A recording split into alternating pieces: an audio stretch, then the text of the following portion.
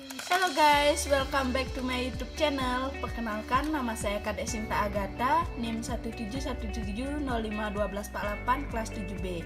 Di sini saya akan memaparkan materi mengenai akuntansi inflasi atau perubahan harga. Di mana akuntansi inflasi ini dibagi menjadi 4 bagian materi, yaitu pengertian inflasi dan tingkatan inflasi, faktor yang mempengaruhi inflasi, akuntansi inflasi, dan metode pengukuran inflasi.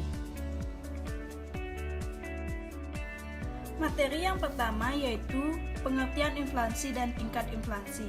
Inflasi adalah suatu proses meningkatnya harga-harga secara umum dan terus-menerus atau kontinu berkaitan dengan mekanisme pasar yang dapat disebabkan oleh berbagai faktor, antara lain konsumsi masyarakat yang meningkat, berlebihnya likuiditas di pasar yang memicu konsumsi atau bahkan spekulasi, sampai termasuk juga akibat adanya ketidaklancaran distribusi barang.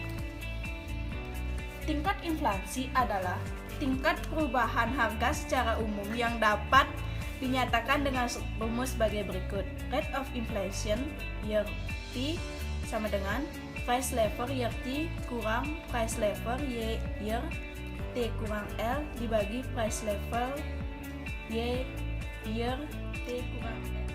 Selanjutnya yaitu faktor-faktor yang mempengaruhi inflasi. Menurut Samuelson dan Nordos, ada beberapa faktor yang menyebabkan timbulnya inflasi. Yang pertama yaitu demand pull inflation, timbul apabila permintaan agregat meningkat lebih cepat dibandingkan dengan potensi produktif perekonomian, menarik harga ke atas untuk menyimbangkan penawaran dan permintaan agregat.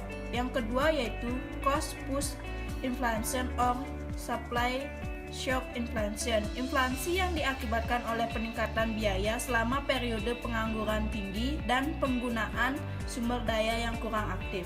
Sedangkan faktor-faktor yang menyebabkan timbulnya inflasi tidak hanya dipengaruhi oleh kedua faktor di atas, tetapi dipengaruhi oleh domestic inflation, tingkat inflasi yang terjadi karena disebabkan oleh kenaikan harga barang secara umum di dalam negeri. Yang kedua yaitu import inflation, tingkat inflasi yang terjadi karena disebabkan oleh kenaikan harga-harga barang.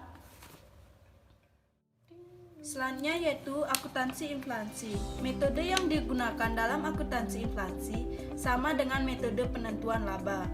Dalam menyusun laporan keuangan pada masa inflasi juga diperlukan metode-metode. Menurut Johnson, pengukuran metode aktiva dan kewajiban dapat dibagi. Yang pertama yaitu the entry value system dari harga umum, yang kedua yaitu the exit value system harga pasar, yang ketiga yaitu monetary non-monetary item, yang keempat yaitu model akuntansi. Yang terakhir yaitu metode pengukuran inflasi.